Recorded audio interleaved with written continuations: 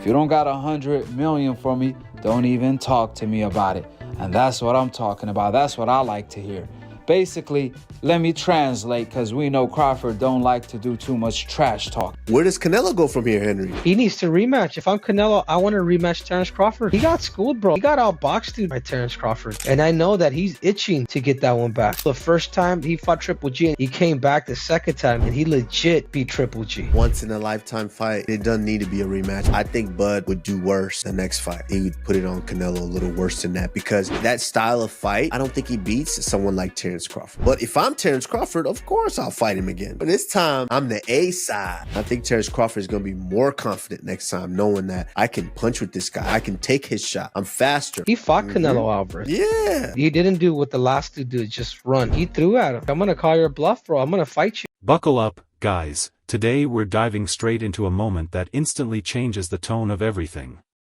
From the opening seconds, this isn't about hype or noise, it's about power and positioning. Crawford doesn't waste words or energy. He sets a financial boundary and lets it speak for him. That quiet confidence hits harder than trash talk ever could. You can feel the tension building immediately. This intro works because it tells you the fight isn't emotional, it's calculated. Right here, the stakes are drawn, and everyone watching understands this story will be about leverage, not ego. Terence Crawford is Terence Crawford is demanding Turki Al-Sheikh to give him $100 million in order for the Canelo rematch to go down. Now, there is a rematch clause going on between Canelo and Crawford. Obviously, everybody knows that, but if he's not going to get the $100 million, that I'm going to be honest with you, I think he truly deserves $100 million for everything that he has gone through in the sport of boxing. The $100 million, number one. But if he doesn't get it, all he has to do is just wait out the contract. There's terms in the contract.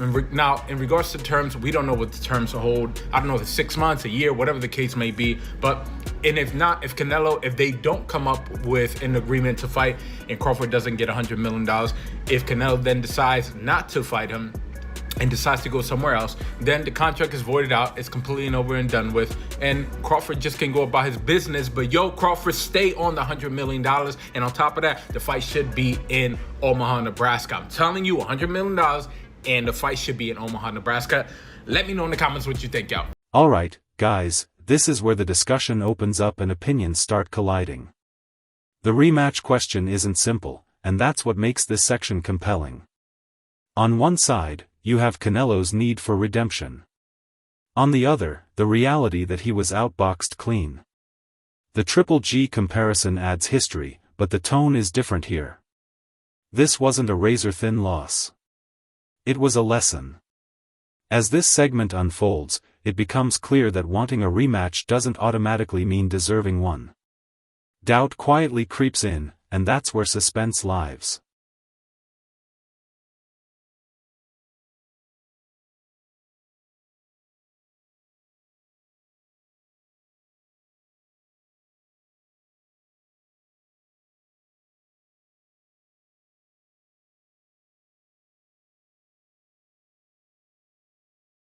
This is the moment everything shifts.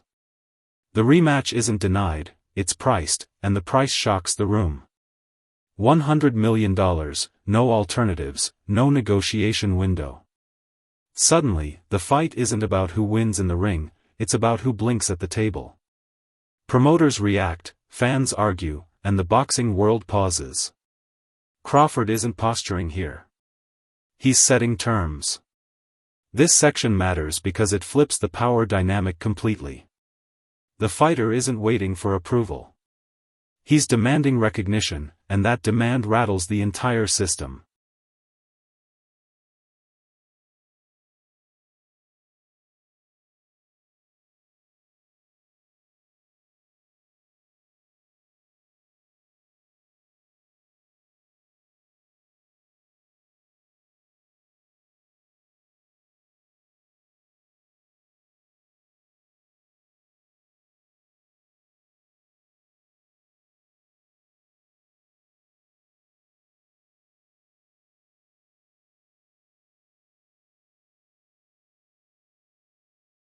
Now the conversation goes deeper, into contracts and control. This is where casual fans often tune out, but this is where real power exists. Crawford understands timing better than anyone in the room. If the money doesn't come, he waits. If the deal collapses, he walks clean. There's no panic, no desperation. This section quietly explains why his demand isn't reckless. It's protected. The leverage sits with the man who already won. This isn't emotion driving decisions. It's patience, foresight, and confidence in position.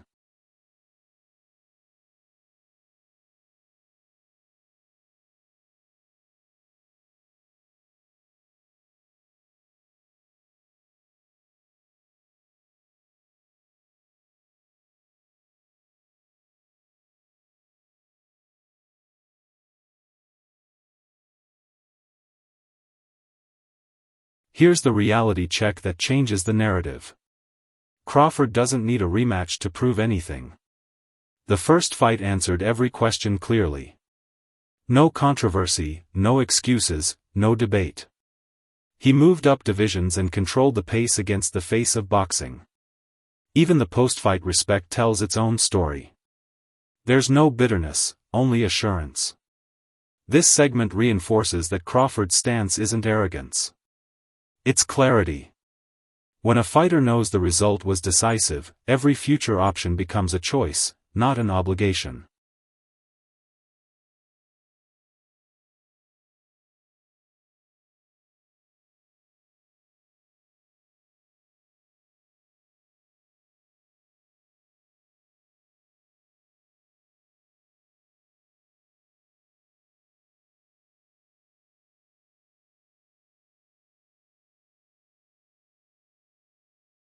Now the lens widens, and the conversation becomes bigger than one matchup. This is where legacy enters fully. Coaches, fighters, and analysts don't hesitate with their praise, and those words carry weight because they come from inside the sport. Comparisons to all-time greats aren't thrown around lightly here. They're earned. This section feels important because it reframes Crawford's career in real time. You're not watching someone chase greatness. You're watching someone force the boxing world to reconsider where greatness already stands.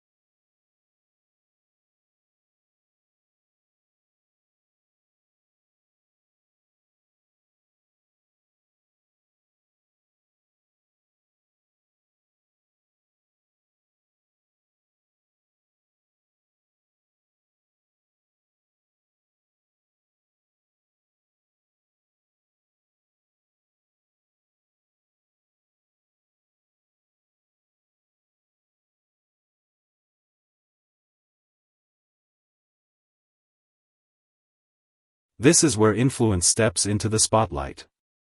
Turkey isn't presented as just another promoter. He's portrayed as the central figure capable of moving the entire sport. Money, vision, and authority converge in one place. This part explains why the rematch isn't about negotiations between fighters alone. It's about whether the biggest power broker believes the risk is worth it. The suspense grows because the decision doesn't rest on emotion. It rests on strategy, optics, and global impact.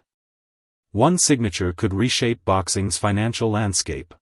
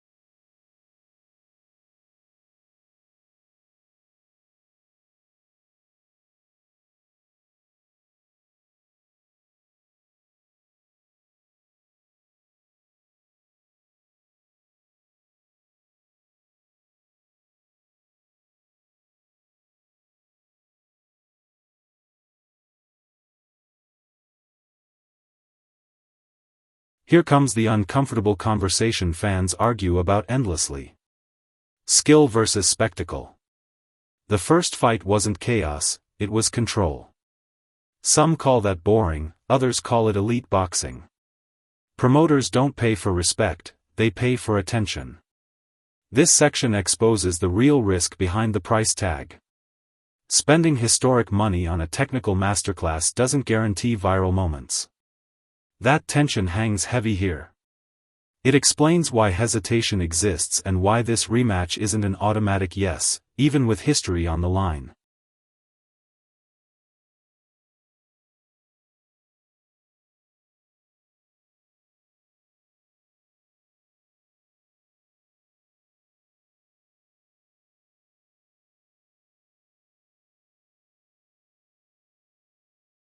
This is where boxing truth takes center stage.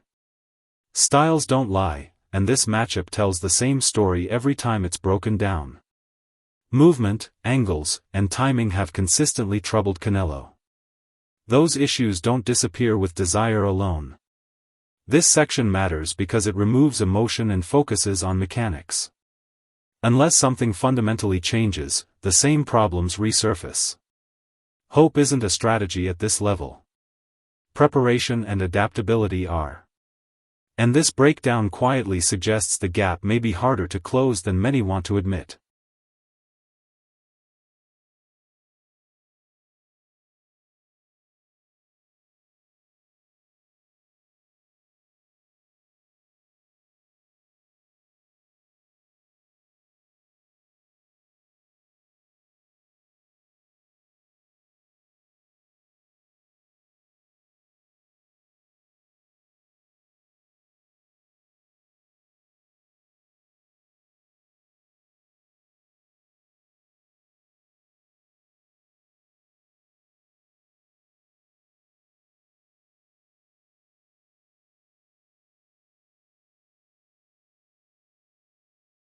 Now we reach the heart of the entire saga.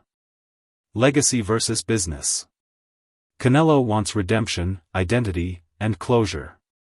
Crawford wants compensation, security, and respect. Neither side is wrong, but they're fighting different battles. This is where age, hunger, and ego collide. The tension here feels real because both men are motivated by something deeper than belts. When motivations don't align, negotiations turn cold. This segment explains why the standoff feels inevitable rather than dramatic.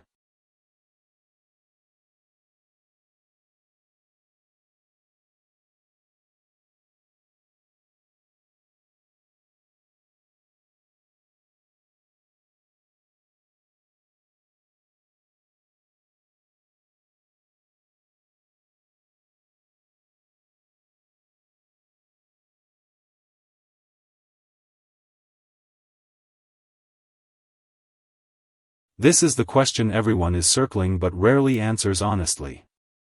Is any fight worth $100 million? The sport itself feels like it's being evaluated here. Overpaying sets a risky precedent.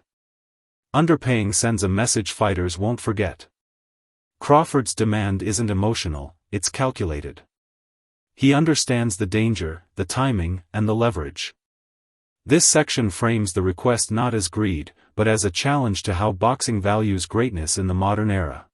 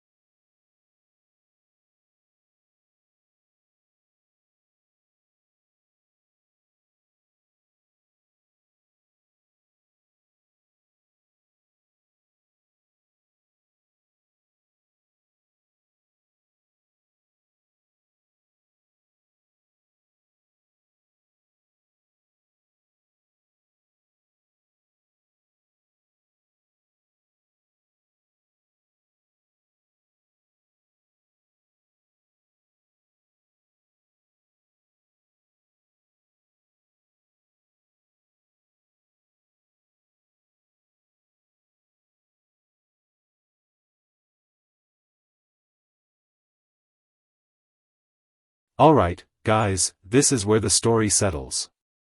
The condition is final, the position is clear, and the decision sits with one man. If the check is signed, boxing history shifts overnight. If it isn't, this chapter closes without regret. Either outcome sends a powerful message about control in the sport. Now we want to hear from you. Let us know what you think, like the video, subscribe to the channel, and we'll see you in the next video.